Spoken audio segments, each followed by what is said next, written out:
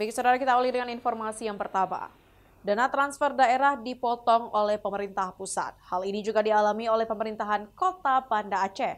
Sedikitnya ada 190 miliar lebih anggaran pemerintahan kota dipotong. Untuk menyikapi hal tersebut, Wali Kota Banda Aceh berencana langsung menjemput bola untuk mendapatkan anggaran agar pembangunan dan sejumlah program di Banda Aceh tetap berjalan. Ada beberapa pembangunan yang direncanakan harus berjalan seperti pembangunan lanjutan Jembatan Pango, Jalan Krungcut Kaju, hingga pelebaran Jalan Brawe Ule Kareng. Pemerintah Kota Banda Aceh menegaskan untuk mendukung birokrasi agar tetap berjalan lancar.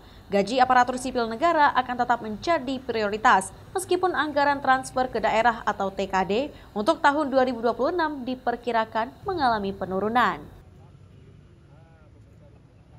Banda Aceh kan nggak punya DAK, kemudian BPH kita turun drastis gitu ya, walaupun DAU kita meningkat.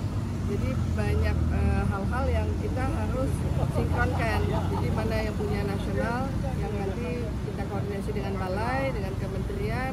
Kemarin Pak Menteri juga udah berkunjung ke sini, dan alhamdulillah hari ini juga udah ada peresmian jembatan gantung yang merupakan inisiasi yang diperjuangkan oleh Pak Irmawan sebagai anggota Komisi 5 DPR RI.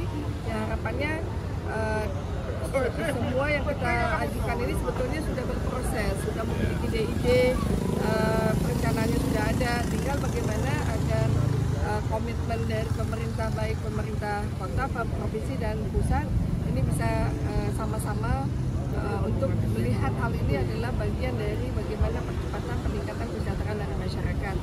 Meski demikian, Wali Kota Banda Aceh berharap peraturan anggaran dapat diubah untuk mendukung program Kota Banda Aceh ke depannya.